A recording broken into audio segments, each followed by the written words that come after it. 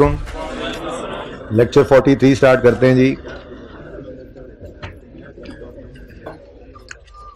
कल वाले टेस्ट का नोट एक रहता था चेंज इन एस्टीमेट वाला, मैंने दूसरी क्लास में तो मैं बनवाना भूल गया था। चलें आपको बनवा देता हूँ। मुझे जो है वो दूसरी क्लास में T1 भी नहीं है, ज़रा बता दें उनको कि दूसरी क्लास में मुझे सुबह आते ही याद करवा देना। ठीक है जी, ये हमारा टेस्ट था। ठीक है जी, जिसके अंदर हमारी एस्टीमेट में चेंज आने के बाद डेप्रीसिएशन 360 × 10 36 आई थी। अच्छा, अगर मिसाल के तौर पे ज़हनों में बात आती है ना कि अगर ये एस्टीमेट चेंज ना होता, इफ़ नो एस्टीमेट चेंज, तो एसेट इम्पेयर तो हो गया था ना। यानी कि एसेट की बुक वैल्यू जो वैसे 437 पर पड़ी थी वो 77 से राइट डाउन करके हम 360 पे ले आए थे। तो अगर एस्टीमेट चेंज ना होता मिसाल के तौर पर, ठीक है, तो हम डेप्रीशिएट करते 360 को। पुराने वाला काम तो नहीं कर सकते ना, 475 को तो अब लेके चल ही नहीं सकते थे कि 475 डिवाइड बाय 25 करके फिर 19 की डेप्रीसिएशन ले लें, ये तो नहीं कर सकते थे ना। जब हमें 31 दिसंबर 2000, ये देखो ना, ये 31 दिसंबर 2016 पर खड़े होकर जब हमें इम्पेयरमेंट लॉस आ गया था, तो 17 के साल के अंदर हम यही 19 की डेप्रीसिएशन तो नहीं ले सकते थे ना, क्योंकि 19 की डेप्रीसिएशन तो आती थी 475 डिवाइड बाय 25 करके। ठीक है ना। जब आपको बताया था कि जब इम्पेयरमेंट लॉस आ जाता है, एसेट राइट डाउन हो जाता है इम्पेयरमेंट लॉस के बाद, तो बुक वैल्यू रिवाइज हो जाती है। यानी बुक वैल्यू 437 की बजाय अब कितने पे आ गई है, 360 पे।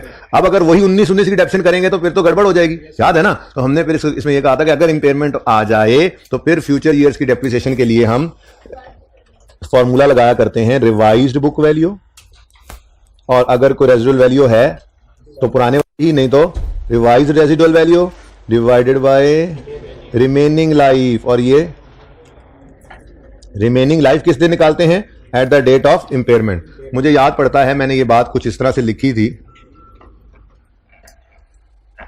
कब रिमेनिंग लाइफ से डिवाइड करना है, तो इंपेयरमेंट आने पर रिमेनिंग लाइफ से डिवाइड करना है। किसको, रिवाइज बुक वैल्यू को। रिमेनिंग लाइफ कितनी निकालनी है, at the date of impairment.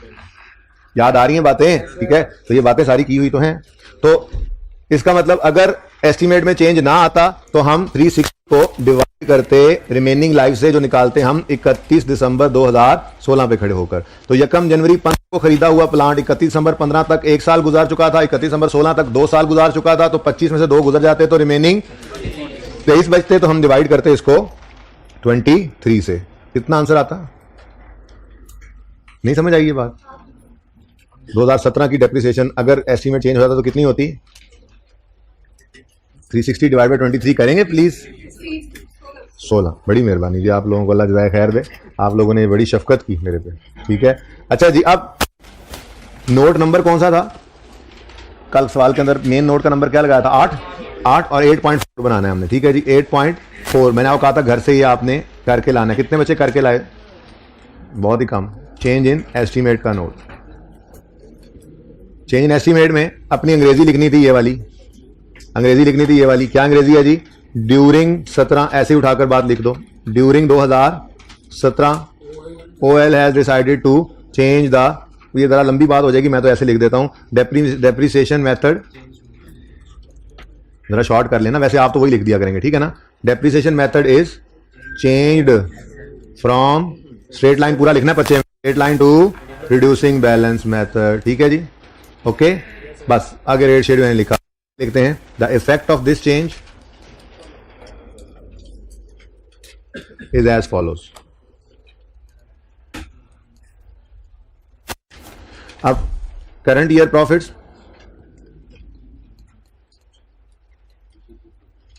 और फ्यूचर ईयर प्रॉफिट्स, ठीक है जी।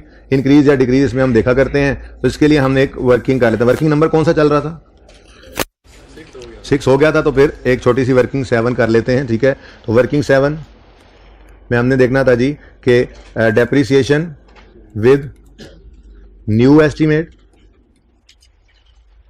ये वर्किंग नंबर निकली पड़ी है, ये वर्किंग नंबर 6 में निकली पड़ी है 36 की, ऐसे है कि नहीं।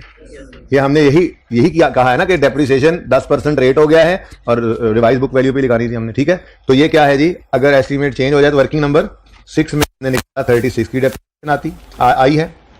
और अगर डेप्रीसिएशन निकालते एस्टीमेट, ये एस्टीमेट में चेंज ना आता और डेप से निकालते डेप्रिसिएशन विद ओल्ड एस्टीमेट, तो वो हमें करना पड़ा 360 डिवाइडेड बाय 23। 19 फिर भी नहीं ले सकते थे। उसकी वजह क्या थी? उसकी वजह क्या थी जी? इंपेयरमेंट जो होगी थी। बात करके तो आया हूं। अगर एस्टीमेट में चेंज ना आता तो डेप्रिसिएशन के लिए 360 लेते, डिवाइड करते 23 से, सही है ना? तो फिर डेप्रिसिएशन 360 और 23 कितनी आती? 16।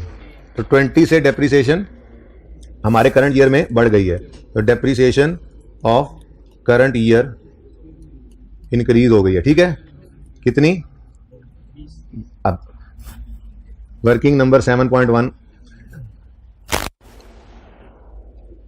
चलो सही 7.1 ही कर लो। करंट ईयर लिखा करते थे और फ्यूचर, ये इसलिए करते हैं कि रेजिडुअल वैल्यू भी आ जाए तो हमें मारना पड़े। ठीक है ना जी? करंट ईयर में डेप्रिसिएशन क्या हुई है? बढ़ गई है 20 से, तो प्रॉफिट कम हो गया 20 से। जबानी भी कर सकते हैं, लेकिन आपको काम वो सिखाया हुआ है जो आपको बहरहाल याद रहे। ठीक है, वर्किंग वन, अगर ये वर्किंग ये वाली करने की जरूरत ना महसूस करो तो बेशक ना करो, डायरेक्ट भी कर सकते थे, तो जरूरी थोड़ी है। नोट बनाना जरूरी है, ऊपर वाली बात लिखना जरूरी है। ठीक है, तो बहरहाल, और एज इट इज इसको मैंने कहा था क्या कर दो, इधर उल्टी कर दो। हाँ, डेप्रिसिएशन 20 से कम होगी, चुप करके प्रूफ शुरू किया हुआ हमने, तो प्रॉफिट भी ऑपोजिट इंपैक्ट ले जाएंगे, 20 से बढ़ जाएंगे। तो करंट ईयर के प्रॉफिट में क्या आया जी? Decrease in current year profits और increase in future year profits. ठीक है जी, 7.1 अब कर दो रेफर पे। डायरेक्ट करते तो 7 ही कर देते। कितना जी? 2020। ठीक है, तो ये नोट भी आपने बना लिया होगा उम्मीद है घर पे। जिसने नहीं बनाया पिक्चर बना लें जल्दी से।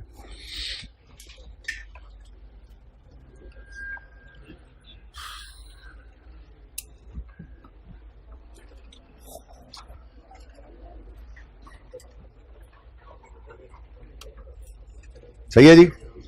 अच्छा जी, चलें अब आ जाएं। पिक्चर बनानी है अभी?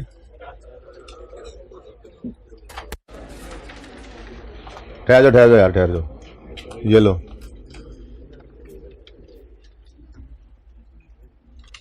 ये पिक्चर्स घर जाके नोट भी करते हो या तो मुझे राजी करने के लिए?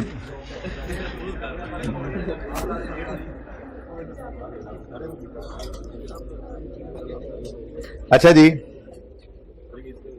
किसकी? ये तब बनवाई थी भाई।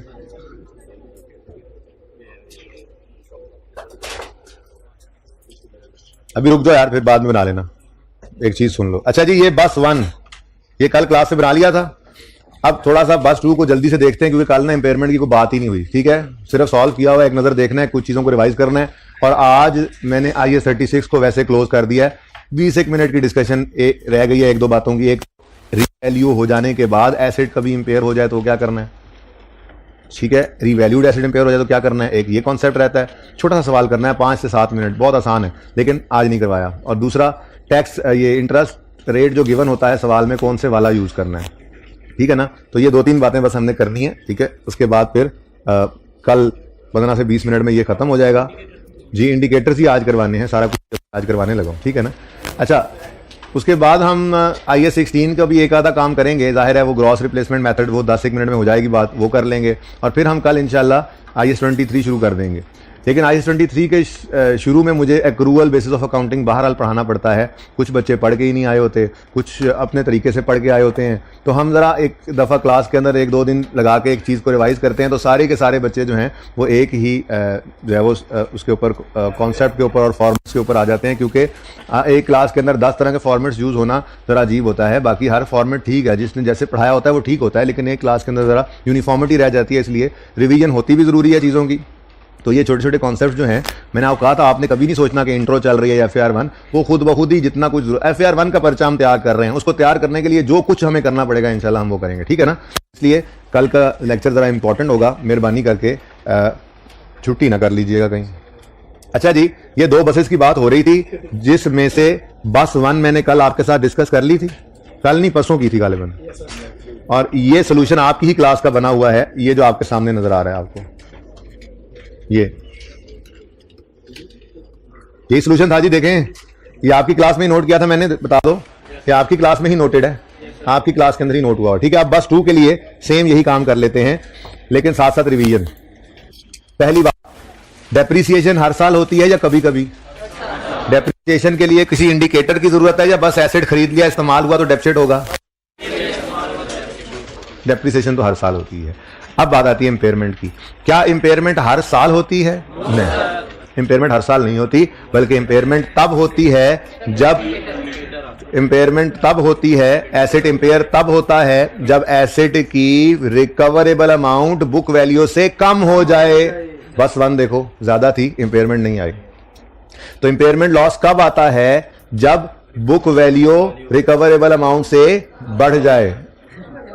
मैंने सही बोला, इंपेयरमेंट लॉस कब आता है? जब बुक वैल्यू रिकवरेबल अमाउंट से बढ़ी हुई हो। उलट बोल दिया ना, आप सुने बगैर यस यस कर रहे हैं, ठीक है? आप फिर ध्यान से सुने। इंपेयरमेंट लॉस कब आता है? जब रिकवरेबल अमाउंट बुक वैल्यू से कम हो जाए। अगली बार मैंने बुक वैल्यू पहले बोली, आपने यस कर दिया। यस नहीं करना, ध्यान से, पूरे ध्यान से जाग के बैठे जी। रिकवरेबल अमाउंट कब आती है? सॉरी, इंपेयरमेंट लॉस कब आता है? जब रिकवरेबल अमाउंट बुक वैल्यू से, इस हमारे सिनेरियो में रिकवरेबल अमाउंट ज्यादा है बुक वैल्यू से। ये मैंने जरा ग्रेटर का साइन ऐसे लगा दिया, ठीक है ना? रिकवरेबल अमाउंट ज्यादा है बुक वैल्यू से, तो देयर इज नो इंपेयरमेंट। अच्छा, अब ये तो बात हो गई कि इंपेयरमेंट लॉस कब आएगा? जब रिकवरेबल अमाउंट बुक वैल्यू से कम होगी। अब मेरा अगला सवाल, क्या ये रिकवरेबल अमाउंट और बुक वैल्यू का कंपैरिजन ना इंपेयरमेंट टेस्ट कहलाता है? क्या कहलाता है जी? इंपेयरमेंट टेस्ट क्या है? हम रिकवरेबल अमाउंट और बुक वैल्यू को आपस में कंपेयर करते हैं, ठीक है ना? अब क्या ये इंपेयरमेंट टेस्ट हर साल लगाकर चेक करना है? पहली बात तो ये, इंपेयरमेंट हर साल आती नहीं है, हमने कहा तब आती है जब रिकवरेबल अमाउंट बुक वैल्यू से कम हो जाए इंपेयरमेंट टेस्ट लगाने पर। अगला सवाल आया, क्या इंपेयरमेंट टेस्ट हर साल लगाते हैं? जवाब, इंपेयरमेंट टेस्ट हर साल नहीं लगाते। इंपेयरमेंट टेस्ट सिर्फ तब लगाते हैं जब कोई इंडिकेशन आए कि एसेट इंपेयर हो गया है। वो इंडिकेटर्स आज पढ़ाता हूं जरा रिवीजन की, ठीक है? अच्छा जी, अब बस 2 के ऊपर जरा अपने इस सारे कॉन्सेप्ट को अप्लाई करते हैं जल्दी से। सारा कुछ नोटेड है, सिर्फ आपने देखना है, क्योंकि आप लोगों ने भी ये सवाल किया हुआ है। बस 2, 31 दिसंबर 2012 पर खड़े हैं और रिमेनिंग लाइफ कह रहा है जी 3 साल है, स्टैंडिंग ऑन 31 दिसंबर 12, और रिक्वायरमेंट है 31 दिसंबर 12 पे इंपेयरमेंट टेस्ट लगा के बताओ कोई इंपेयरमेंट लॉस है कि नहीं। तो 31 दिसंबर 12 पर हमें अब 2 चीजें चाहिए। पहली चीज बुक वैल्यू, दूसरी चीज रिकवरेबल अमाउंट। बुक वैल्यू सवाल में रेडिली अवेलेबल थी, आपको इतनी तकलीफ भी नहीं करनी पड़ी कि कॉस्ट माइनस रिडक्शन करें। अच्छा, या तो ये हो सकता है कि इस तरह से आपको अलग अलग, या तो ये हो सकता है कि बुक वैल्यू ही दे दे, बेहतरीन। दूसरा क्या हो सकता है, बुक वैल्यू ना दे, कॉस्ट और एक्यूमुलेशन दे दे, नेट करके निकाल लोगे। तीसरा क्या हो सकता है, सिर्फ कॉस्ट दे दे, एक्यूमुलेशन भी ना दे, तो भी वो भी कैलकुलेट कर लोगे। जिस दिन इंपेयरमेंट टेस्ट लगा रहे हो उस दिन तक की रिडक्शन निकाल लोगे। पहले साल में ऐसे ही किया था, ठीक है, जो हमने किया था, सीखा था। बहरहाल इस सवाल के अंदर तो आपको बुक वैल्यू अवेलेबल है। बुक वैल्यू कितनी है जी? 160, ठीक है। अगली चीज हमें क्या चाहिए? Recoverable amount. रिकवरेबल अमाउंट के लिए हमें 2 चीजें चाहिए होती हैं, fair value less cost to sell, वो भी 31 दिसंबर 12 की, और वैल्यू इन यूज, वो भी 31 दिसंबर 12 की। तो फेयर वैल्यू कितनी है जी? 150, कॉस्ट टू सेल 150 ओनली 4, तो नेट करेंगे तो 151 आ जाएगी आपकी। फिर सॉरी 146, 150 माइनस 4, 146 क्या आ गया जी? Fair value less cost to sell. Value in use निकालने के लिए मैंने आपको कहा था फ्यूचर के कैश फ्लोज को नेट करो और नेट कैश फ्लोज को डिस्काउंट करके इसी दिन पे ले आओ जिस दिन आप ये डिसीजन मेकिंग कर रहे हो, यानी 31 दिसंबर 12 को। सवाल ने हमें बताया कि फ्यूचर में आपको 55 55 55 3 साल तक आएगा, 5 5 5 साथ में जाएगा भी सही। तीसरे साल के एंड पे 3 रुपए आएगा लेकिन 1 रुपया जाएगा भी सही, ठीक है। तो फिर इसी तरह का सवाल, ये बिल्कुल ऐसे कैश फ्लो सामने मैंने इसके भी बना दिए, ठीक है। ये वैल्यू इन यूज निकालनी है, तो हम खड़े हैं इस वक्त 31 दिसंबर 2012 पर, ठीक है। वैल्यू इन यूज हम निकाल रहे हैं 31 दिसंबर 12 पर, तो 12 के साल पर हमने ये प्रेजेंट वैल्यू निकालनी है, ठीक है। ये जो प्रेजेंट वैल्यू आपने निकालनी है, ये किस दिन निकालनी है? 31 दिसंबर 12 पर, ठीक है ना। अब 13 वाले कैश फ्लोज को भी 12 पे लाना है, ऐसा ही है। 14 वालों को भी 12 पे लाना है और 15 वालों को भी 12 पे लाना है, ठीक है ना। सब के सब ने 31 दिसंबर 12 पे आना है, यही तो वैल्यू इन यूज थी, ठीक है। तो ये हमने नेट कैश फ्लोज किए 50 50 52, इन पे फैक्टर लगाया और हमारी वैल्यू इन यूज आ गई 126। 126 इधर, 125 ऊपर है, कमाल नहीं होगी। जो भी है भाई, 126 नहीं आता इसका टोटल, 45 41 और 39 और 25 आता है। चलो वैसे कोई गलती नहीं दिख रहा है हमें, इससे क्या, हमारी डिसीजन मेकिंग में तो वैसे ही 146 चला गया। बहरहाल 125 और 146 में जो हायर होता है वो रिकवरेबल अमाउंट है। अब देखो रिकवरेबल अमाउंट बुक वैल्यू से क्या हो गई? कम हो गई, तो एसेट क्या हो गया, इंपेयर हो गया। ठीक है, बात होगी रिवाइज। अच्छा, अब अगर बुक वैल्यू ज्यादा है, रिकवरेबल अमाउंट कम है, तो इंपेयरमेंट लॉस है। और अगर बुक वैल्यू कम है, रिकवरेबल अमाउंट ज्यादा है, तो इंपेयरमेंट लॉस नहीं है। क्लियर है ये बात। अब अगली बात, जब बुक वैल्यू रिकवरेबल अमाउंट से बोलते हैं, याद हो रही है बात वैसे भी, रिकवरेबल अमाउंट बुक वैल्यू से ज्यादा हो तो इंपेयरमेंट लॉस नहीं है। अगर इंपेयरमेंट लॉस नहीं है तो हमारा एसेट आज भी कितनी बुक वैल्यू पे नजर आता रहेगा, 220 पे। बात समझे हो? ठीक है, ये बात भी की हुई है, लेकिन जरा बस थोड़ा सा रिवीजन चल रही है। ठीक है ना, अगर हमारे रिकवरेबल अमाउंट बुक वैल्यू से ज्यादा है तो इंपेयरमेंट लॉस नहीं है। अगर नहीं है तो बुक वैल्यू आज भी 220 पे ही है। अगर आज भी 220 पे ही है, तो अगर मैं 12 पे खड़ा हूं ना इस वक्त, 31 नंबर 12 पे जब टेस्ट लगाया, 13 के साल की जब डेप्रिसिएशन करने लगूंगा, तो मैं वही पुराने वाली कॉस्ट और वही लाइफ, यानी कि वही पुरानी वाली डेप्रिसिएशन को ही आगे कंटिन्यू करूंगा, नया कुछ भी नहीं करना। फिर सुन लो, तुम कहीं पे स्किप कर गए बात को। अगर हमारे रिकवरेबल अमाउंट ज्यादा है बुक वैल्यू से, तो इंपेयरमेंट लॉस नहीं आया। अगर नहीं आया तो हमारे एसेट की बुक वैल्यू रिवाइज भी नहीं हुई, यानी एसेट अभी भी 220 पर ही नजर आ रहा है, 238 पे तो नहीं आया। तो जब 220 पे ही नजर आ रहा है, तो फिर फ्यूचर की डेप्रिसिएशन वैसे ही होगी जैसे पास्ट में होती चली आई। सही है। लेकिन अगर खुदा ना खास्ता हमारी रिकवरेबल अमाउंट कम हो बुक वैल्यू से, तो एसेट क्या हो जाता है, इंपेयर। अगर एसेट इंपेयर हो जाए तो फिर एसेट की बुक वैल्यू रिवाइज हो जाती है। अब एसेट 160 पर नहीं रहा। अगर 160 पर नहीं रहा तो अब 13 वाले साल में डेप्रिशिएट करते हुए मैं वो पुरानी डेप्शन नहीं चला सकता, मैं रिवाइज बुक वैल्यू पकड़ूंगा, रिमेनिंग लाइफ पे डिवाइड करूंगा। यही सीखा था हमने। ठीक है, तो ये बात मैंने ऐसे करके आपके लिए लिख ली। ये मैं ना लिख रहा हूं इकट्ठे, मैं सोच रहा हूं ये इकट्ठा करना शुरू कर दूंगा चीजों को, और एंड पे ना पीडीएफ बनाने की कोशिश करूंगा, जो क्लास में इस तरह से हम बातें लिखते हैं। ठीक है ना, आप तस्वीरें खींचते हैं, पता नहीं कहां चली जाती है। तो पोस्ट बैच शुरू किया है ना, उसमें जो बातें भी है ना वो इस तरह लिख रहा हूं आपके लिए, तो टॉपिक वाइज इकट्ठी होती जाएंगी, आपको देता जाऊंगा। ठीक है। अच्छा, तो ये देखो क्या लिखा हुआ है, इंपेयरमेंट टेस्ट लगाने पर अगर इंपेयरमेंट लॉस ना आए, ऐसे करके देखो, ऐसे वो सामने वो भी हो, इंपेयरमेंट टेस्ट लगाने पर अगर इंपेयरमेंट लॉस ना आए तो बुक वैल्यू रिवाइज नहीं होती, और पुराने फॉर्मूला से ही निकालते हैं। और अगर इंपेयरमेंट लॉस आ जाए ये, तो बुक वैल्यू रिवाइज हो जाती है। तो डेप्शन निकालने के लिए रिवाइज बुक वैल्यू को रिमेनिंग लाइफ पे डिवाइड करते हैं। ठीक है, ये बात हुई है 2-3 दफा क्लास में, लेकिन बच्चे फिर क्लास के बाद मुझे पकड़ लेते हैं, तो वो बात मैं अगले दिन कर देता हूं। ठीक है, तो अब बना ले तस्वीर भाई, तुझे तस्वीर बना रहा था ना भाई, अब इकट्ठी बना ले इनकी।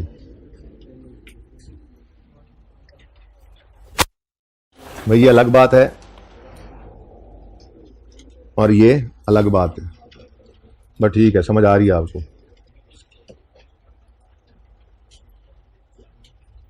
ठीक है जी, डन।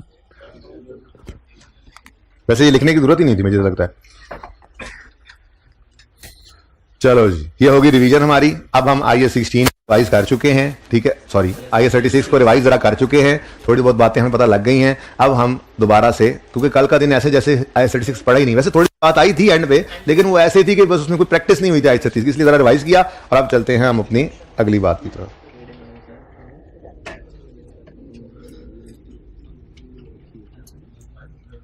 ये वही क्वेश्चन है जी, मैंने इधर सामने रख लिया। अब बात ये हो रही थी हमारी कि इंपेयरमेंट लॉस हर साल नहीं आता, बल्कि सिर्फ तब आता है जब इंपेयरमेंट टेस्ट लगाने पर रिकवरेबल अमाउंट कम हो जाए बुक वैल्यू से। फिर अगली बात हमने की, इंपेयरमेंट टेस्ट भी हर साल नहीं लगाते, सिर्फ तब लगाते हैं जब कोई इंडिकेशन आए इंपेयरमेंट की।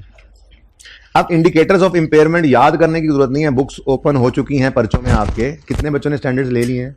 ऑर्डर कर दें प्लीज, ताकि आ जाएं। जब तक आप लोगों के पास स्टैंडर्ड्स नहीं आएंगे मैं निशान नहीं लगवाऊंगा। ठीक है, लेकिन आपको बता दूं, मैं इंडिकेटर्स पढ़ाने लगाऊं, बहुत इंपॉर्टेंट IAS 36 के पॉइंट ऑफ व्यू से ये इंडिकेटर्स बहुत इंपॉर्टेंट है। ये आई कैप MCQs में इनको बहुत पसंद करता है, इस तरह से इंपॉर्टेंट है ज्यादा। ठीक है ना, अब आपको याद करने की जरूरत नहीं है। आई कैप आपको MCQ दिया, आपने उस्ताद की बात मानते हुए स्टैंडर्ड्स खरीदे हुए थे, उस्ताद ने आपको बताया हुआ था कि IAS 36 में फलां पैरा हाईलाइट करके रखो इंडिकेटर्स के लिए, तो हाईलाइट करके आपने स्टिकी नोट लगाया हुआ था। MCQ आ गया इंडिकेटर्स का, आपने स्टिकी नोट में IAS 36 देखा, ओपन किया, सामने 1 या 2 सफ़ों बाद वो पैरा पड़ा हुआ था, वहां से देख के आपने 1 या 2 नंबर का MCQ सही कर लिया, 1 नंबर का नॉर्मली। तो इतना सही टाइम लगता है और इतनी ज्यादा हेल्प भी मिलती है। ठीक है ना, तो स्टैंडर्ड्स ले लीजिए, क्योंकि इन्होंने आपके साथ ही चलना है भाई। तो मेरा फायदा नहीं है ये स्टैंडर्ड्स का, आपने ये फील्ड सिलेक्ट की है ना, तो ये स्टैंडर्ड्स आपकी जिंदगी का विषय है। FAR 2 में भी ओपन बुक है, फाइनल में भी ओपन बुक है, क्वालिफाई कर जाओगे तो आपकी मेज के ऊपर भी ये स्टैंडर्ड मौजूद होंगे, साथ ऑडिटिंग स्टैंडर्ड्स होंगे, साथ कंपनीज एक्ट होगा, साथ टैक्स का लॉ होगा, ये 4 चीजें आपके साथ ही हैं, ये आपकी जिंदगी का हिस्सा है। अब तो ले लें भाई, चेंज हो जाएगा जी, तब तक जाते हुए नॉर्मल चेंज होता भी नहीं है, इक्का दुक्का स्टैंडर्ड चेंज होता है, और अगर उधर जाके क्वालिफाई करने के बाद चेंज हो भी गया तो नए के पैसे भी नहीं भरने पड़ेंगे, कंपनी खुद खरीदेगी आपको। अभी ले लें, अभी जरूरी, इंडस्ट्री की बात कर रहा हूं, हम तो खुद खरीदते हैं, ठीक है। तो भाई बात ये है कि आपके लिए ये बहुत से ज्यादा जरूरी चीज है, आपने इनको अगर ये फील्ड की है तो फिर किस लिए डर रहे हो, किस लिए भाग रहे हो, लेकर रखो खरीद के घर के अंदर, घर वालों को पता लगे ओ ये पढ़ते थे, इतने ज्यादा स्टैंडर्ड है। ओके भाई, 21 के ही भेजने थे अगर नहीं चेंज आई तो जी। अच्छा जी, सुने सुने सुने, सुने। बात मैं ये कहता हूं कि इंपेयरमेंट टेस्ट से तब एसेट को गुजारो जब कोई इंडिकेशन हो। इंडिकेशन मैं पढ़ा देता हूं अंग्रेजियां, लेकिन मैं वैसे झटके तरीके से अगर समझाऊं आपको सादा बात, तो वो ये है, अभी अभी आपको क्या बताया कि इंपेयरमेंट लॉस तब आता है जब आपकी रिकवरेबल अमाउंट कम हो जाए, जब रिकवरेबल अमाउंट कम हो जाए आपकी बुक वैल्यू से, जैसे बस 2 के साथ हुआ, ठीक है ना। अब रिकवरेबल अमाउंट कम हो जाए, इसकी क्या क्या मुहर्रकात हो सकते हैं, मैं बताता हूं। रिकवरेबल अमाउंट कम हो जाए, इसकी क्या क्या वजूहात हो सकती हैं, ठीक है। थोड़ा बेहतर हुआ आपका जो लेवल है, ठीक है। देखो रिकवरेबल अमाउंट है ये 146, हर वो चीज जो इस 146 को नीचे खींचने का डर डाले वो इंडिकेशन ऑफ इंपेयरमेंट है। हर वो चीज जो इस रिकवरेबल अमाउंट वाली फिगर को नीचे की तरफ खींचे वो डराएगी हमें इंपेयरमेंट के इंडिकेशन के तौर पे, ठीक है। लफ्ज में आप इंडिकेटर्स के बारे में लिखना चाहें तो आप क्या लिखेंगे अपनी बुक्स के अंदर, बुक्स में पता कौन सा सफा, वो चलो बाद में, चलो पहले सफे पे, चैप्टर के पहले सफे में ही आपको इंडिकेट आइडेंटिफाइंग इंपेयरमेंट और पॉसिबल इंपेयरमेंट, इंडिकेटर तो इंपेयरमेंट की हेडिंग नजर आ रही है, हाँ उसके पेज नंबर बता देता हूं जी, 311। गलती होगी मुझसे, मैं रजिस्टर पे लिखवा देता, मुझे बात भूल जानी है जो मैं अभी अभी याद आई है।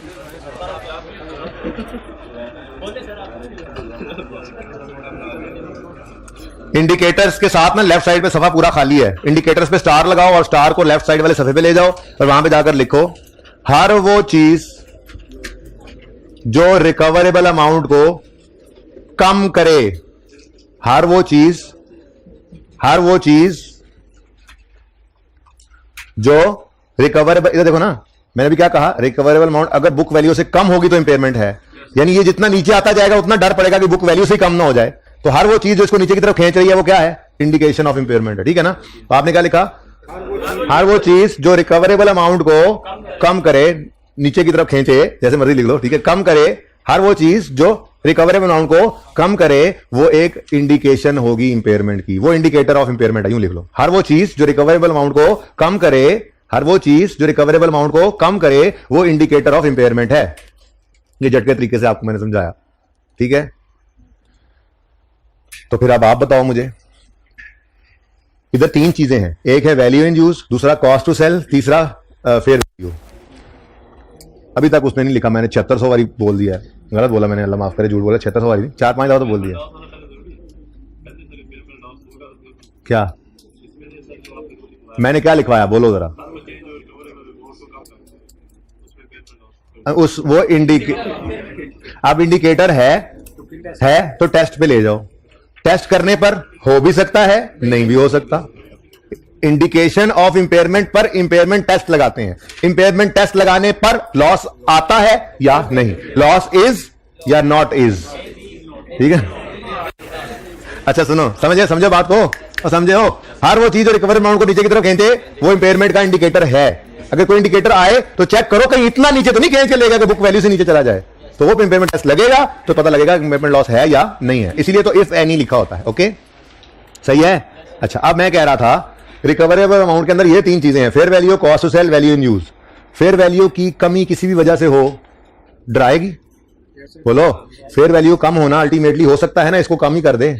जैसे हमारे तो इस सवाल में आइडियल होगी सिचुएशन, क्या फेयर वैल्यू ही रिकवरेबल अमाउंट पड़ी हुई है। अगर मैं कहूं फेयर वैल्यू जो है वो 140 से नीचे आ रही है तो इसका मतलब ये भी तो नीचे ही जा रहा होगा, तो डर पड़ गया, ठीक है। तो फेयर वैल्यू का कम होना, फेयर वैल्यू का कम होना इंडिकेशन है, हो सकता है एसेट इंपेयर हो गया हो। कॉस्ट टू सेल का कम होना भी कॉस्ट टू सेल का बढ़ जाना। ये स्टैंडर्ड नहीं लिखा हुआ आपके लिए, ये फरमाइशी प्रोग्राम, ये एडिशनल मेरी तरफ से एक्स्ट्रा टॉपिंग, ठीक है ना। स्टैंडर्ड ने इसके बारे में कॉस्ट सेल के बारे में नहीं लिखा, स्टैंडर्ड ने फेयर वैल्यू के बारे में लिखा, लेकिन चूंकि वो नेट का सोच कर कह रहा होता है ना, स्टैंडर्ड फेयर वैल्यू कहेगा ना तो वो fair value less cost to sell सोच के कह रहा होता है बेसिकली, ठीक है ना। क्योंकि हम ये देखते हैं जेब में हमारे क्या आना है, तो फेयर वैल्यू का बढ़ना या कम होना, कम होना इंडिकेटर, कॉस्ट टू सेल का बढ़ना या कम होना, बढ़ना इंडिकेटर, ठीक है ना। तो फेयर वैल्यू का कम होना, कॉस्ट टू सेल का बढ़ जाना, या वैल्यू इन यूज का कम हो जाना, ये सब के सब क्या है, इंडिकेटर्स हैं। लेकिन ऐसे नहीं लिखा हुआ स्टैंडर्ड ने, टेंशन ना लो, ये मत लिखो, जो लिखवाना था वो लिखवा दिया मैंने, ठीक है। अब जरा ध्यान से देखना शुरू करो। फेयर वैल्यू किस वजह से कम हो सकती है? फेयर वैल्यू एसेट की किसी वजह से कम हो सकती है, बताओ भाई। कह रहे हैं गोंदल त्यारे के आने की वजह से। गोंदल तो लेके भी यूटोंग आए थे, याद है? यूटोंग यानी कि यूं कह सकते हैं टेक्नोलॉजी के चेंज आए तो फेयर वैल्यू कम हो सकती है ना। अब ये है आपके कंट्रोल से बाहर, इसको कहते हैं एक्सटर्नल इंडिकेटर। क्या? टेक्नोलॉजी बदल गई। क्या? स्टैंडर्ड ने यूं बोला है टेक्नोलॉजिकल चेंज, हम उसको ले गए घसीट के कहां पे, फेयर वैल्यू की तरफ, ठीक है ना। ओके, तो टेक्नोलॉजी बदल जाए तो फेयर वैल्यू कम होने का डर है, बोलो डर है। अच्छा, अगर आपकी क्या नाम था आपकी गाड़ी का, आपकी सर्विस का नाम क्या था? अली रजा क्या था? नबील किधर है? नबील ने आज छुट्टी कर ली है, मुझे लगता है सरगोदा चला गया अपनी बस पे बैठ के, ड्राइवर नहीं आया होगा आज, ठीक है, छुट्टी पे होगा। सुनो, नबील एक्सप्रेस का अल्लाह माफ करे ज्यादा एक्सीडेंट नहीं हुआ, एक्सीडेंट हुआ ही नहीं, नबील एक्सप्रेस का इंजन सीज हो गया, डैमेज हो गया है।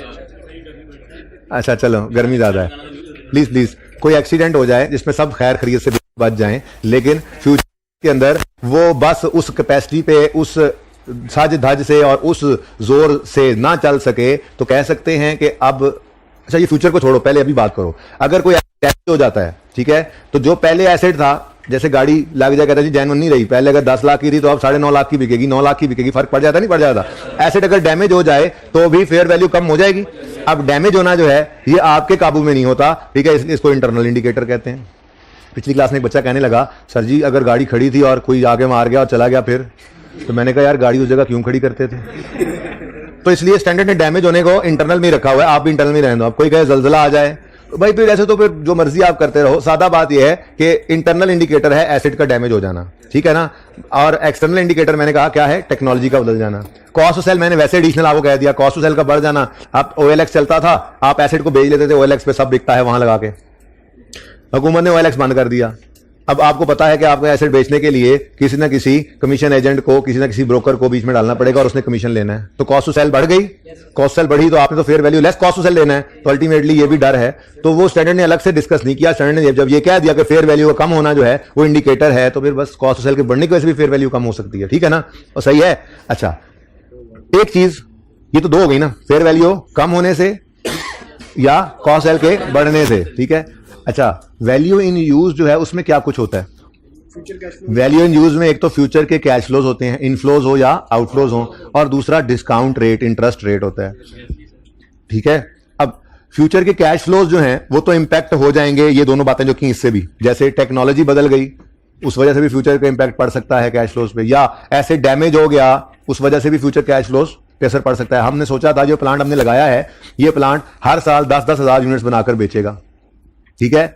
अब डैमेज हो गया तो 5-5 हजार बना रहा है, तो फ्यूचर कैश फ्लोज पे इंपैक्ट पड़ गया, वो कम होंगे तो वैल्यू इन यूज भी कम होगी भाई, ठीक है। या हमने एसेट लगाते हुए सोचा था 10,000 यूनिट बनाएगा, लेकिन साल नहीं यार, तो बस ऐसा ही है, जो 6-7 से ऊपर बना ही नहीं रहा, तो एक्सपेक्टेड था ज्यादा बनाएगा, एक्चुअली ज्यादा नहीं बनाया, अल्टीमेटली लीड कर रहा है वैल्यू इन यूज की कमी की तरफ।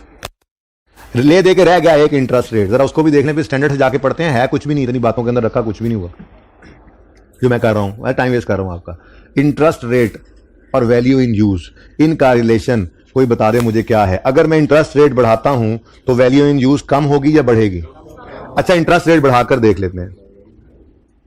इंटरेस्ट रेट बढ़ाया हमने, यही सवाल को ले लो, यही सवाल, तो ये यहां पे ये है जी net cash flow, sorry net cash flows निकले थे, ठीक है ना। अच्छा जी, अब नेट कैश फ्लोज निकले थे और हमारे सवाल के अंदर ना इंटरेस्ट रेट था 10%, ठीक है ना। ये क्या है, प्रेजेंट वैल्यू फैक्टर लगा हुआ है एट द रेट ऑफ 10%, ठीक, डिस्काउंट हमने किया है 10% पे, तो क्या आया है जी 126 वैल्यू इन यूज का आंसर आया। अगर मैं इसको बढ़ाकर कर दूं 20%, सारा सवाल सेम रखूं, ठीक है, 50, 50, 52, यही है ना। मैंने सिर्फ क्या किया, इंटरेस्ट रेट को चेक करने के लिए 10 से बढ़ाकर 20 कर लिया कि देखें तो सही क्या असर पड़ता है। तो जरा आप कैलकुलेट करें पहले। 50 ये 20% हो जाए तो 1.2 raise to power minus 1, 1.2 raise to power minus 2, 1.2 raise to power minus 3। चलो चेक हुआ है, देख लो मैंने किया था। 42, 35 और 30 टोटल क्या हो गया। यानी अगर इंटरेस्ट रेट बढ़ेगा तो प्रेजेंट वैल्यू यानी वैल्यू इन यूज कम हो जाएगी। अच्छा दूसरा भी देख लेते हैं इंपैक्ट। अगर हम रेट को कम करें 10% से कंपेयर करना है ना तो 5% कर देते हैं। 5% रेट हुआ तो डिस्काउंट रेट कितना, 5% हुआ तो वैल्यू यूज कितनी आ गई 138। यानी अगर हम इंटरेस्ट रेट जो डिस्काउंट में यूज कर रहे हैं उसको बढ़ाते हैं तो वैल्यू इन यूज कम हो जाती है, और इंटरेस्ट रेट को कम करते हैं तो वैल्यू इन यूज बढ़ जाती है। अब मुझे यह सोचकर बताएं, रेट का कम होना इंडिकेटर ऑफ इंपेयरमेंट होगा या रेट का बढ़ना इंडिकेटर ऑफ इंपेयरमेंट होगा। रेट का बढ़ना, क्योंकि उससे वैल्यू इन यूज कम हो रही है और वैल्यू यूज का कम होने का डर है रिकवरेबल अमाउंट कमी की तरफ ना ले जाए, और उसका मतलब कहीं इतनी कम ना हो जाए कि बुक वैल्यू से भी कम होती चली जाए। ठीक है ना। तो ये क्या है जी, इंटरेस्ट रेट का बढ़ना is an indicator of, discount rate का बढ़ना is an indicator of impairment. ठीक है। तो फेयर वैल्यू का कम हो जाना इंडिकेटर है, टेक्नोलॉजी का बदल जाना इज एन इंडिकेटर है। ठीक है। और इंटरेस्ट रेट का बढ़ जाना is an indicator of impairment है। ये एक्सटर्नल है, हमारे काबू में नहीं है। टेक्नोलॉजी बदल जाए हमारे काबू में नहीं है। ठीक है। और फेयर वैल्यू कम हो जाए किसी भी और वजह से हमारे काबू में नहीं है। Interest rate market forces determine करती हैं, तो इंटरेस्ट रेट बढ़ जाए हमारे काबू में नहीं है। लेकिन ये तीनों क्या हैं, इंडिकेटर्स ऑफ इंपेयरमेंट हैं। टेक्नोलॉजी का बदल जाना, एसेट की फेयर वैल्यू को कम हो जाना और इंटरेस्ट रेट का बढ़ जाना। दूसरी तरफ आओ, आपका एसेट डैमेज हो गया, क्या है, इंडिकेटर ऑफ इंपेयरमेंट है। ठीक है। अब इसके ना एक नहीं दो हैं, एक तो फेयर वैल्यू कम होने का डर है, दूसरा वैल्यू इन यूज के भी कम होने का डर है ना। आपका एसेट डैमेज हो जाए तो हो सकता है उस कैपेसिटी पे आप ऑपरेट ना कर सके जिस पे पहले कर रहा था। जो आपने पहले कैश फ्लोज कमाने थे अब हो सकता है उतने ना मिले आपको उसके कैश फ्लोज, तो इसलिए ये डर है कि इसकी रिकवरेबल अमाउंट कम ना हो गई हो, इंपेयरमेंट टेस्ट से गुजार लो। ठीक है। तो डैमेज हो जाना एसेट का क्या है, ये इंपेयरमेंट का इंडिकेटर है लेकिन इंटरनल। दूसरा, आपने एसेट लगाया था, एक्सपेक्ट कर रहे थे, मैंने भी थोड़ी देर पहले बोला कि आप यहां से 10-10 हजार गाड़ियां बनाकर आपने प्लांट इंपोर्ट किया गाड़ियां बनाने वाला। आपने सोचा हर साल 10,000 ज्यादा होगी, हर साल 1000 गाड़ी बनाकर बेचेंगे, हर साल 1000 गाड़ी बनाकर बेचेंगे। लेकिन आपको 2 साल बाद पता लगा यार ये तो 200-300 से ऊपर बना ही नहीं सकता। अब आपने जो एस्टिमेशन लगाई हुई थी 1000 कार के हिसाब से गड़बड़ हो गई। फ्यूचर के कैश फ्लोज 1000 कार के हिसाब से नहीं, अब 200-300 के हिसाब से आएंगे। तो डर पड़ गया कि वैल्यू इन यूज कम हो गई, क्योंकि फ्यूचर कैश फ्लो का कम होना मतलब सीधा कैश फ्लो की फिगर ही कम कर दो। ये 42 की बजाय 32 कर दो, ये 25 कर दो, ये तो इसमें कम ही होना है ना। ठीक है। तो value in use, cash flow का कम होना सीधा वैल्यू इन यूज का कम होना है। ठीक है ना। तो फिर एसेट डैमेज हो जाए, इंडिकेटर है इंटरनल। एक्सपेक्टेशन थी कि एसेट परफॉर्म करेगा अच्छा, लेकिन एक्चुअली इतना अच्छा परफॉर्म नहीं किया, ये भी इंडिकेशन ऑफ इंपेयरमेंट है। ये भी इंटरनली है क्योंकि आपका अंदाजा था, किसी ने तो नहीं आपको कहा था, आपकी सोच थी नहीं सही रही, ठीक है कोई मसला नहीं, इंपेयरमेंट टेस्ट से गुजार लो, औकात पे ले आओ उसे। ठीक हो गया। क्या बेटा कोई बात नहीं, जरूरी तो नहीं हो सकता है फेयर वैल्यू पहले ही बड़ी कम हो। नेस्ले वाले दही बना रहे हैं, जैसे तुम मेरे दिमाग की दही बनाते हो वैसे नहीं, वो दही बनाते हैं। ठीक है। अब वो जो उन्होंने दही का प्लांट लगाया हुआ है, वो दही का प्लांट उनकी नजर में जितनी कीमत रखता है, हो सकता है अगर आज वो प्लांट बंद करके किसी को बेचें तो उतनी कीमत ना मिले। कोई और दही बनाने वाला मिलेगा, वैसी दही बनाएगा तो कीमत पूरी देगा ना, वरना तो कबाड़िया ही लेके जाएगा। तो मेरे चांद हो सकता है फेयर वैल्यू तो वैसे ही तुम्हारे उस प्लांट की इतनी ना हो, तुम्हारी वैल्यू इन यूज ही तुम्हें बचाकर चल रही हो इंपेयरमेंट से। और अगर वैल्यू इन यूज कम हो गई है तो फेयर वैल्यू तो पहले ही बड़ी कम थी, वो रिकवरेबल अमाउंट तो थी ही वैल्यू इन यूज आपकी एक तरह से। तो बहरहाल टेस्ट से गुजारना है। मैंने कब कहा इंपेयर हो गया, टेस्ट से गुजारो, टेस्ट से गुजारो, हो सकता है इंपेयर ना हो गया हो। वो तो मैंने आपको मिसाल ये दी कि फेयर वैल्यू तो पहले ही ना होने के बराबर थी। आपने वैल्यू इन यूज, आपकी बुक के अंदर ये 10 करोड़ में प्लांट नजर आ रहा है, ठीक है, और आपकी फेयर वैल्यू इसकी जो है वो 2 करोड़ भी नहीं है, लेकिन वैल्यू इन यूज आपकी आ रही है 15 करोड़। हम जी इससे बना के दही बेचेंगे अगले 10 साल, 15 करोड़ वैल्यू इन यूज है। ठीक है इंपेयर नहीं हुआ बुक वैल्यू पे पड़ा रहे। अब 2 करोड़ तो आपकी फेयर वैल्यू है, वैल्यू इन यूज 15 करोड़ है। और अगर आपका ये प्लांट डैमेज हो जाए तो अगले 10 साल में आप इतनी दही बनाकर नहीं बेच सकोगे। तो डर पड़ गया। अब जरूरी नहीं इंपेयर हुआ हो, चेक कर लो इंपेयर तो नहीं हो गया। बात समझ गए। तो टेक्नोलॉजी बदलना भी यही मसला था, डैमेज होना भी यही मसला है। एक्सपेक्ट कर रहे थे आप अगले 15 साल में इतनी दही बना के बेचेंगे, नहीं बना रहा इतनी दही, 2 साल पता लग गया, शक पड़ गया, एक्चुअल नहीं है इतनी कैपेसिटी, इतनी परफॉर्मेंस नहीं है जितनी हम एस्टिमेट कर रहे थे। तो चेक करो ना, इंपेयरमेंट तो नहीं होगी, नहीं हुई तो ठीक है रहने दो। ठीक है। इसी कॉन्टेक्स्ट में एक और बात भी अब सुन ही लो। ये जो हम नेस्ले वाले दही बना रहे थे, ठीक है, हमने ये सोचा कि आज से दही बनाना बंद, वैल्यू इन यूज खतरे में पड़ गई।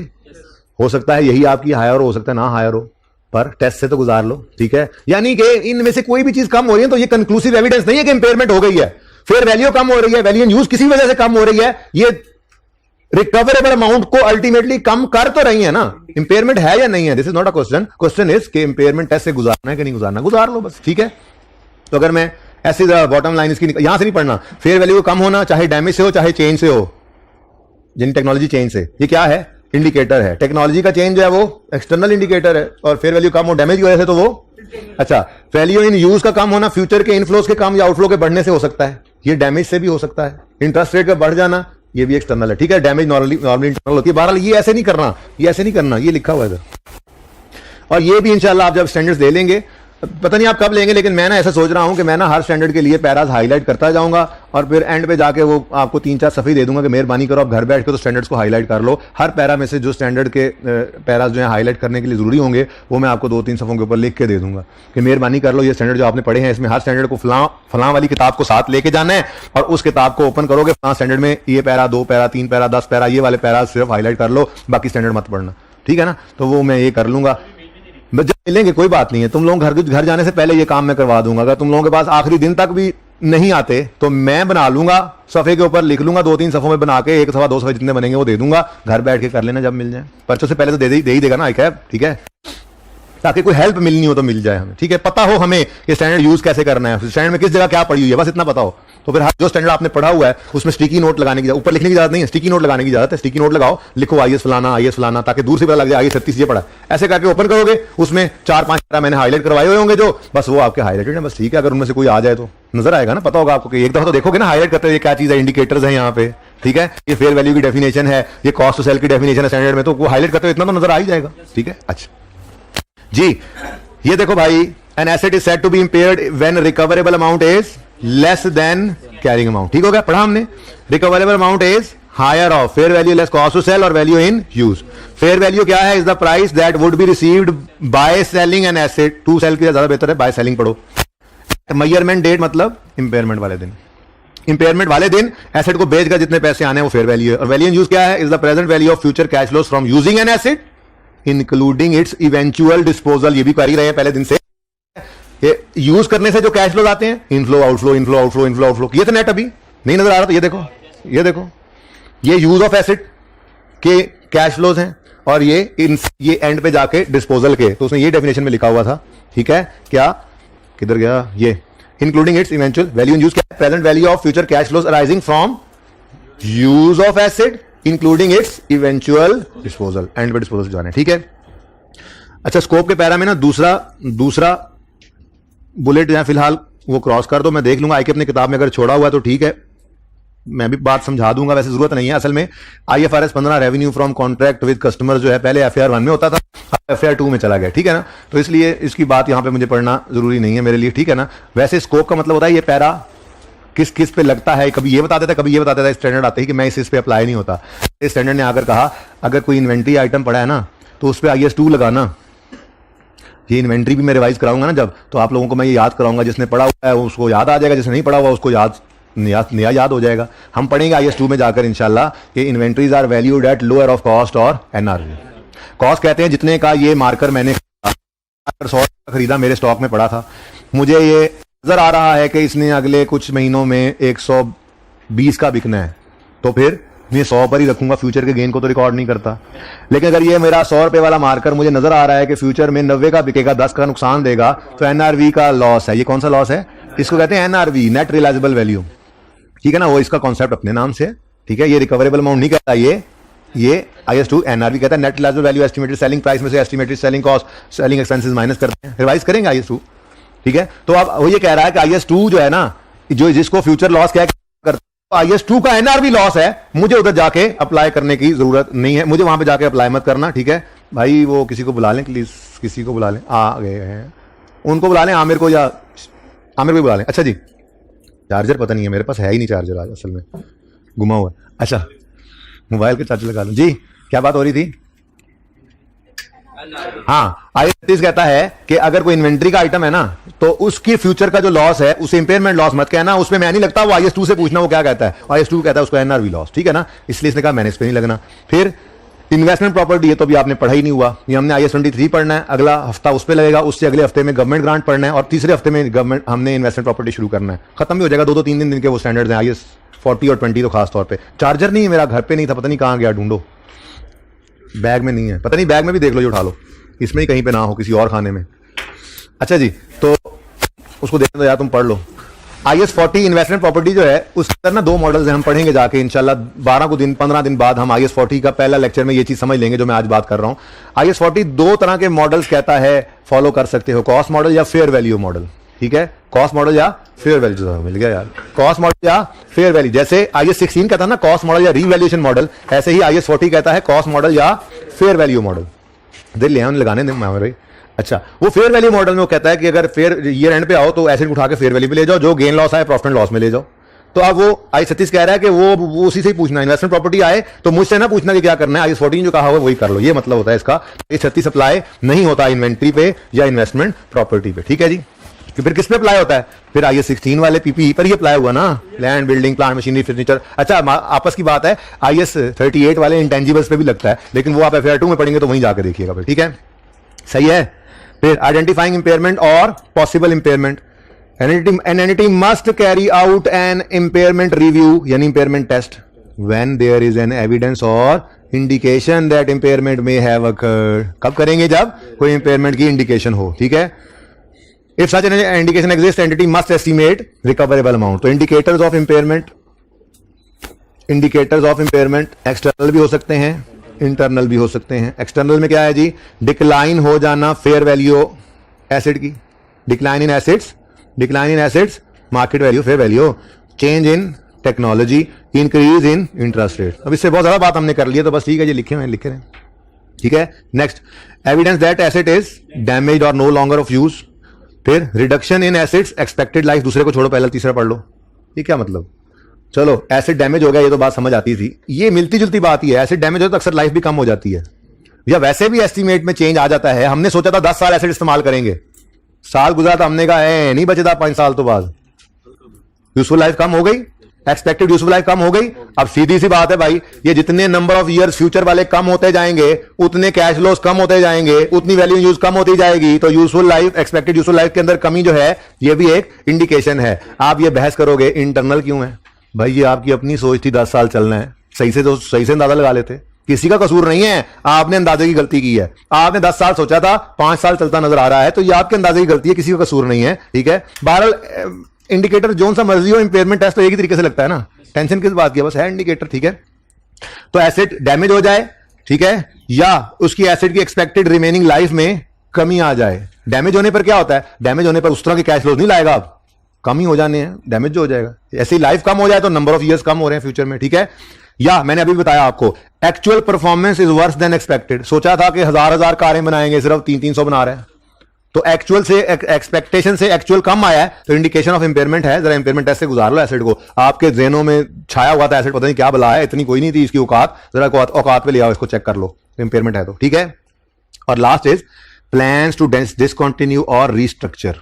ये भी बल्कि मैंने एग्जांपल दे दी, ये भी अभी एग्जांपल दी थी मैंने, दही, ठीक है। नेस्ले वाले दही बना रहे थे, अभी भाई ने पूछा था किधर गया वो भाई, हाँ, नेस्ले वाले जो दही बना रहे थे, इस प्लांट की इनकी नजर में वैल्यू जो है वो रिकवरेबल 15 करोड़ थी मिसाल के तौर पे, किताबों में 10 करोड़ पे आ रहा था, इन्होंने सोचा दही बनाना बंद कर दो।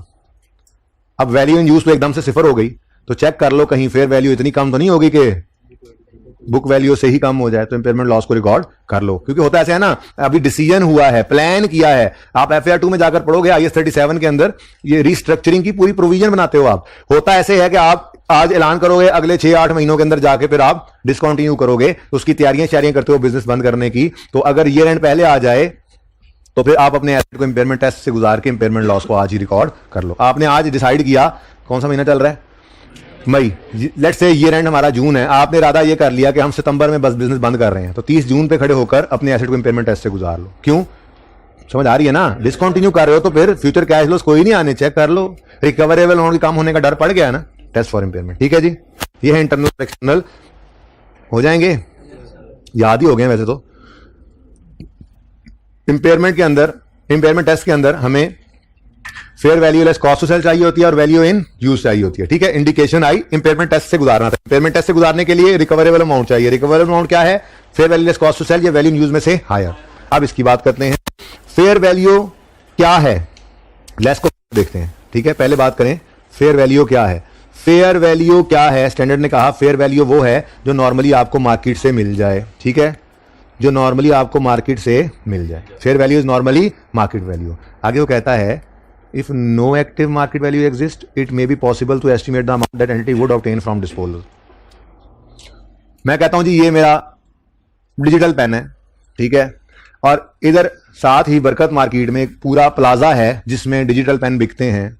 मैं अगर ये बेचने जाऊं तो मेरा ये डिजिटल पेन 15,000 का बिक जाएगा मिसाल के तौर पे। अब ये इसकी क्या है? फेयर वैल्यू है।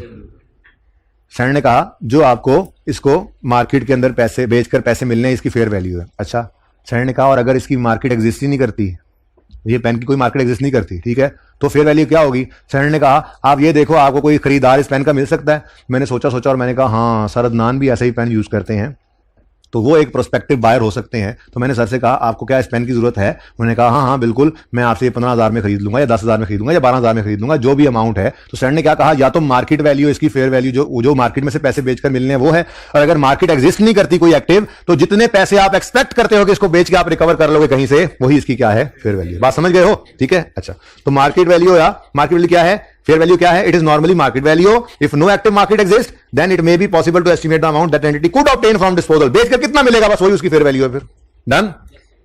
Next thing is cost to sell. Direct selling cost under ने मुश्किल सा नाम दे दिया, दरअसल ये क्या है? कॉस्ट टू सेल ही है, ठीक है। तो मैं इसको कॉस्ट टू सेल कर देता हूं, आपने नहीं काटना, आप वैसे ऊपर लिख लें जी। कॉस्ट टू सेल में नॉर्मली क्या होता है?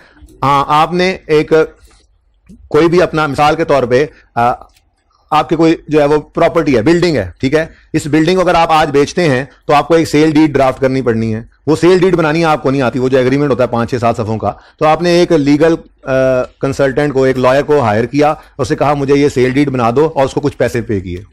डायरेक्ट सेलिंग कॉस्ट है, कॉस्ट टू सेल है कि नहीं है? जरूरी खर्चा है, डिस्पोजल के लिए जरूरी खर्चा है, तो लीगल कॉस्ट टू सेल में आएगा। पर्चे में ना 3-4 चीजें दे देगा, उसमें से एक सिलेक्ट करना होगा, एक छोड़ना होगा, ठीक है। तो कॉस्ट टू सेल में लीगल कॉस्ट शामिल है, एक हो गया। दूसरा टैक्सेस पेड, तरतीब वही रखो जो मैं पढ़ा रहा हूं। टैक्सेस पेड, गवर्नमेंट ने कहा आपने अगर ये प्रॉपर्टी बेची तो आपको उसके ऊपर कुछ टैक्स पे करना पड़ेगा। कॉस्ट टू सेल, बेचने की वजह से टैक्स पड़ रहा है, कॉस्ट टू सेल। बात समझ रहे हो? अच्छा, क्या नाम तुम्हारा? वलीद के घर पे तीसरी मंजिल पे उन्होंने, घर वालों ने इसको कमरा दिया हुआ है अलग थलग, जरा पढ़ने के लिए। यार ऐसे मत सोचा करो क्यों अलग रखा हुआ, उसको पढ़ता है ना, सीए कर रहा है। तो तीसरी मंजिल पे इसका कमरा अलग थलग मौजूद है, ठीक है। और उस कमरे की जो खिड़की है वो ऐसी तरफ है कि उसके नीचे सारा वो जो नहीं होती, जैसे वो ओपन एरिया होता है, उस तरफ खिड़की है।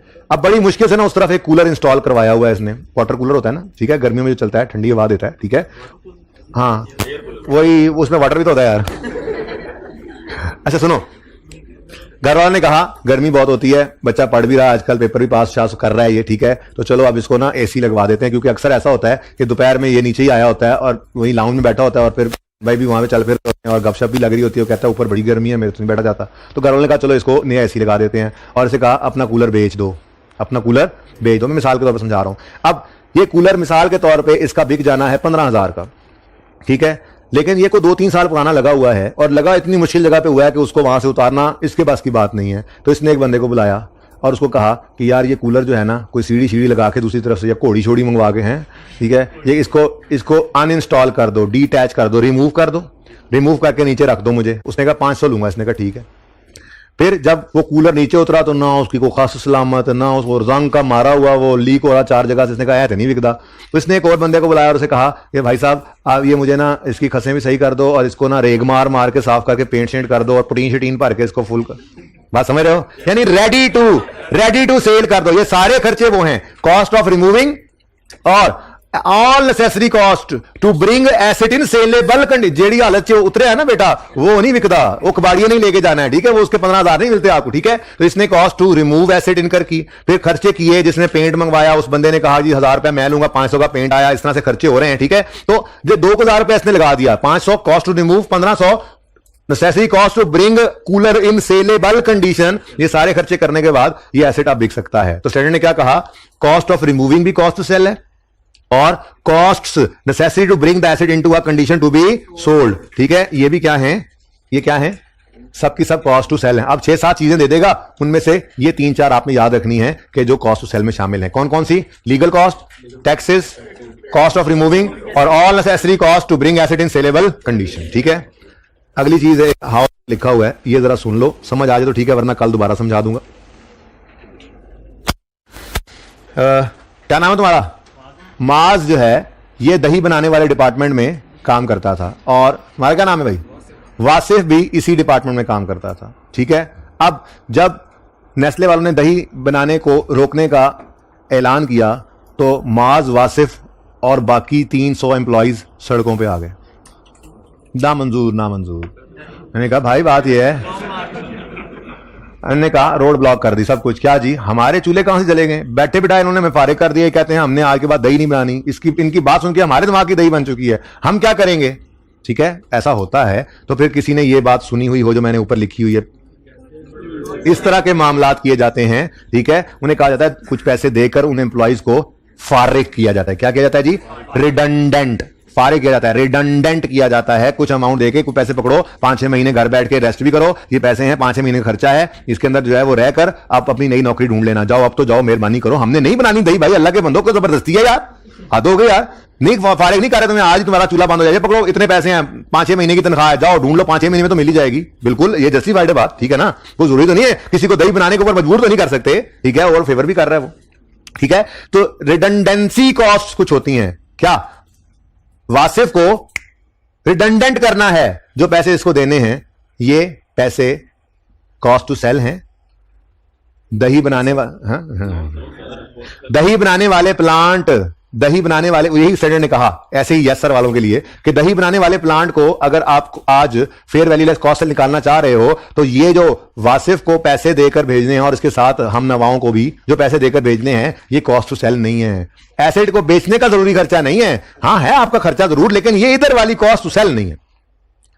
अगली बात भी सुनो, ये जो माज है ना, माज ये बड़ी अच्छी दही बनाता था।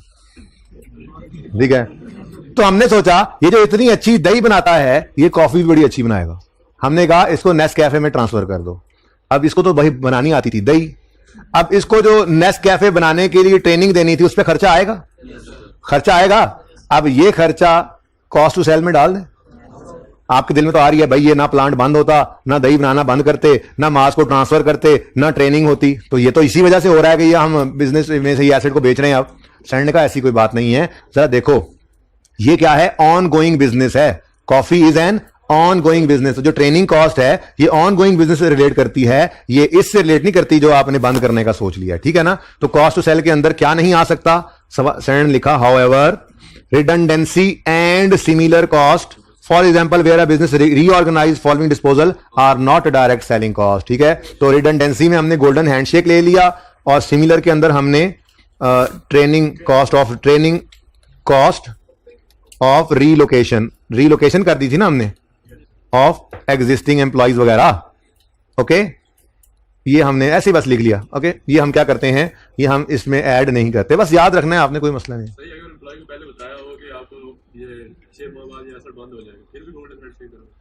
फिर भी देना पड़ता है, लेकिन वो इसके अंदर नहीं है यार, उसका इससे कोई ताल्लुक नहीं है, कोई ताल्लुक नहीं है। हम कह रहे हैं कॉस्ट टू सेल में इसको नहीं लेना। अब ये टॉपिक से रिलेटेड नहीं है, कोई और बात है दिल में तो वो क्लास के बाद मुझसे पूछ लेना आके। ये कॉस्ट टू सेल नहीं है तो फिर लड़ाई खत्म हो गई ना। अब वो देना पड़ता है या नहीं देना पड़ता, अगर आ जाए तो आपने कहना देना है या नहीं देना है, कॉस्ट टू सेल नहीं है। ओके जी भाई, नहीं टैक्सेस जो है नॉर्मली जो हम सेल के मौके पर टैक्सेस देते हैं नॉर्मली नॉन फंडेबल ही होते हैं। ठीक है ना, तो बस टैक्सेस आपको दे देगा और वो आपका एक्सपेंस ही है, चाहे वो बाद में रिफंड हो जाए, फिर इनकम ले लेना, आपने इसको एक्सपेंस कॉस्ट टू सेल ही लेना। Value in use it is the present value of expected future cash flow from use of asset discounted at a suitable discount rate. ठीक है जी,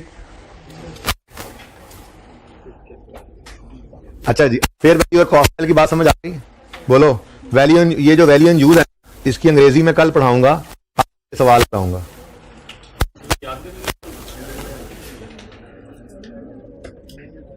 ये सुत्ता सी मैं पहले जो गल कर रहे थे।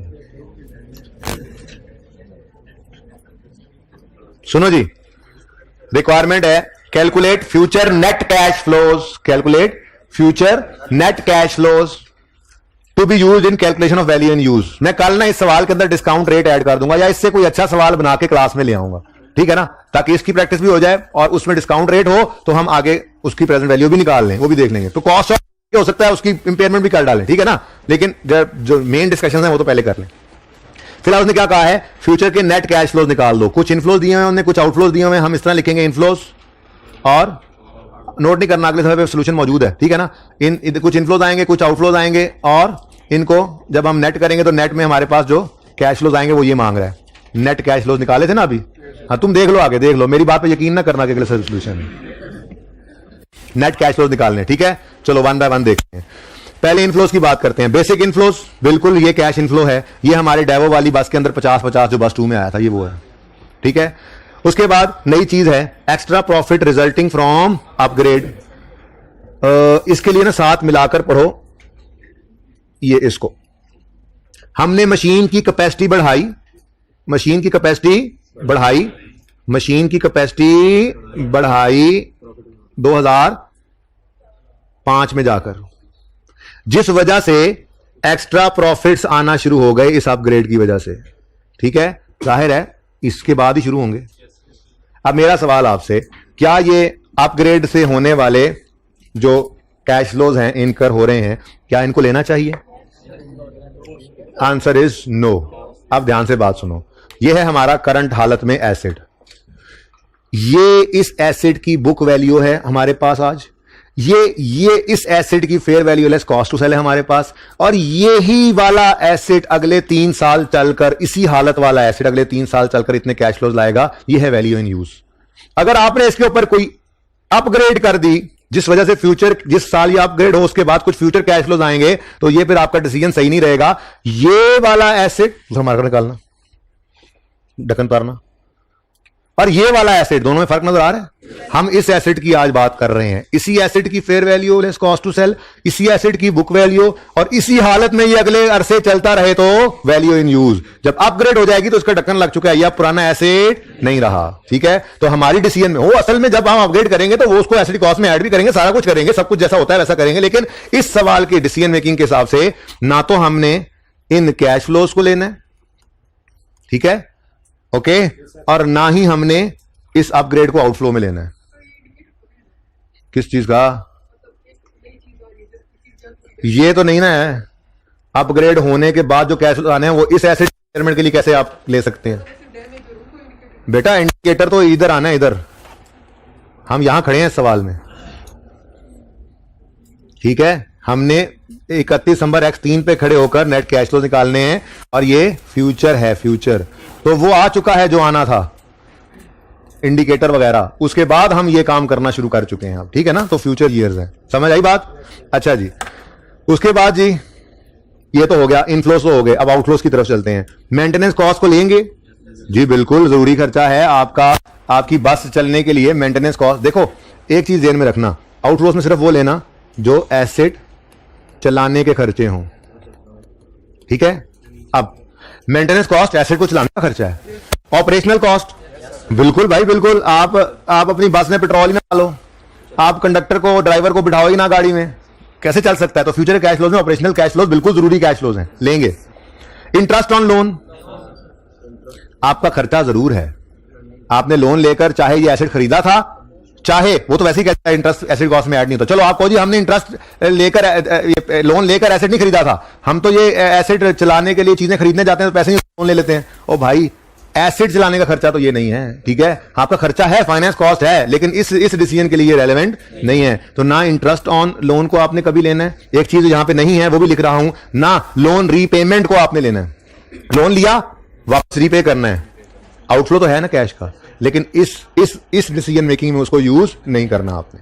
लोन लिया, वो प्रिंसिपल वापस किया या उस पर इंटरेस्ट पे किया, ये future cash flows for value in use calculation नहीं है। लोन का वापस करना अपनी अकाउंटिंग है उसकी, इंटरेस्ट आपकी फाइनेंस कॉस्ट है, लेकिन इस एसेट के फ्यूचर के खर्च, एसेट के चलने से ये चीजें, एसेट चलेगा ये चीजें बनेंगी और बिकेंगी, ठीक है। एसेट चलेगा ये चीजें बनेंगी और बिकेंगी, एसेट चलाने के लिए ये खर्चे करने पड़ेंगे। तो भाई इंटरेस्ट ऑन लोन नहीं आना, लोन रीपेमेंट नहीं आनी, टैक्स भी क्यों? क्योंकि टैक्स तो इनकम पे है, एसेट चल लेगा, जो पैसे कमाएगा उस पे इनकम आएगी, तो ये भी रेलेवेंट कैश फ्लो नहीं है। ठीक है।